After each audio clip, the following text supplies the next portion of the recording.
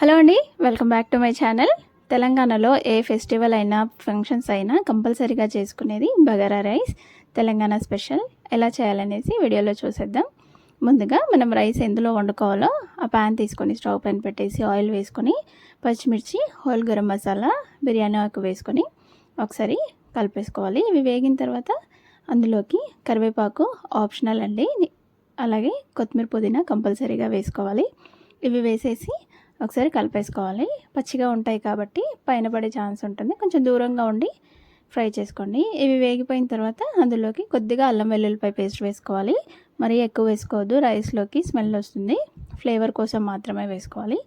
ఇదంతా కలిపేసుకొని మనం రైస్కి తగినంత వాటర్ వేసుకోవాలి. వాటర్ వేసేసి అందులో సరిపడా ఉప్పు, అలాగే కొద్దిగా ధనియాల పొడి కూడా వేసుకోవాలి. ఉప్పు మరీ ఎక్కువగా వేసుకోవద్దు, మనం కర్రీస్లో వేసుకుంటాం కాబట్టి మరీ ఎక్కువైతే తినాలనిపించదు. ఇంకా మూత పెట్టేసి మరిగించుకోవాలి. ఇలా వాటర్ మరిగే టైంలో మనం ముందుగానే కడిగి నానబెట్టుకున్న రైస్ని అయితే యాడ్ చేసుకోవాలి. నేను 2 గ్లాసెస్ ఆఫ్ రైస్ తీసుకున్నాను, దానికి సరిపడా వాటర్ వేసాను. ఇప్పుడు ఇందులోకి మనం రైస్లో ఉన్న వాటర్ అంతా వంపేసి రైస్ అయితే ఇందులోకి వేసేసుకోవాలి. రైస్ నేను హాఫ్ అన్ అవర్ ముందే నానబెట్టుకున్నానండి. ఇలా నానబెట్టుకొని చేసుకోవడం వల్ల రైస్ అనేది బాగా ఉంటుంది, పుల్లలుగా వస్తుంది. ఇంకా వాటర్లోకి రైస్ యాడ్ చేసుకొని ఒకసారి కలిపేసి మూత పెట్టేసుకొని మీడియం ఫ్లేమ్లో ఉడికించుకోవాలి. ఆల్రెడీ మనం ఎసరు కాగినాక రైస్ వేసాం కాబట్టి ఇలా మధ్యలో ఒకసారి మూత తీసి కలిపేసుకోవాలి. లో ఫ్లేమ్ పెట్టుకొని మూత పెట్టేసి దమ్ వేసుకుంటే మనకి రైస్ అయితే రెడీ అయిపోతుంది. కొంచెం సేపు నానబెట్టడం వల్ల రైస్ అయితే ఇలా పుల్లలుగా వస్తుందండి, చాలా టేస్టీగా ఉంటుంది.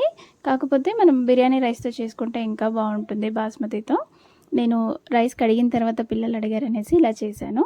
ఇందులోకి చికెన్, మటన్ ఏదైనా సరే, బోటి, తలకాయ అన్ని కర్రీస్ బాగుంటాయండి. వెజ్లో, నాన్ వెజ్లో. నేను మసాలా ఆలూ కర్రీ చేశాను. ఇది బాదం, పల్లీలు అవి ఏం వేయకుండా చేశాను. టేస్టీగా వచ్చింది కర్రీ కూడా. ఈ రెసిపీ కూడా పోస్ట్ చేస్తాను. మీకు వీడియో ఎలా అనిపించిందో కామెంట్ చేయండి. నచ్చితే like, share and subscribe. Thank you so much for watching.